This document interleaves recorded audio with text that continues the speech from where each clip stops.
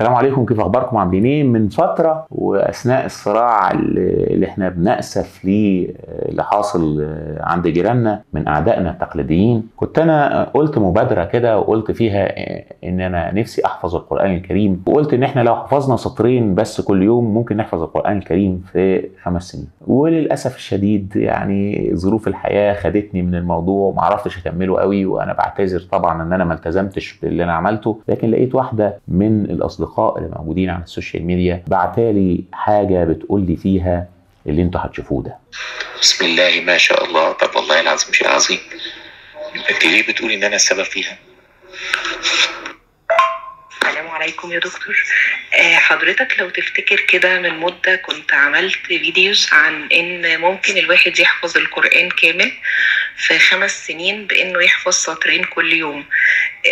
يعني حاولنا نجرب الموضوع ده مع حضرتك، وبالفعل وقتها بدأنا والحمد لله يعني حفظنا التلت 10 أجزاء، وإن شاء الله يعني هنكمل الباقي.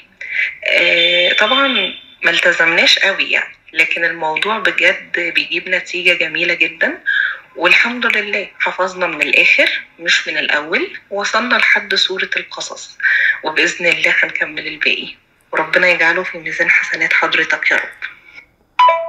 انا مش عارف اقول ايه لما وصلني الفيديو ده، لان اكتشفت ان حاجات بسيطه جدا بنعملها واحنا مش واخدين بالنا ومش مركزين في تاثيرها في اللي حوالينا وصلت للتاثير اللي بالنسبه لي جميل جدا جدا، ويعني خلاني حسيت ان في حاجات ممكن تفرق مع الناس حوالينا. انا حبيت اشارك التجربه ديت معاكم لان التجربه لافتة وتقول فعلا ان احنا ممكن نأثر بشكل ايجابي بشكل ما، وانا ارجو ان انا اكون دايما من المؤثرين الايجابيين، وسعيد بان انا بشارككم هذه التجربة، وارجو ان انا ما اكونش ابدا خارج حسن ظنكم في اي وقت من الاوقات، واحاول اركز عشان افضل دايما من المؤثرين الايجابيين حواليكم.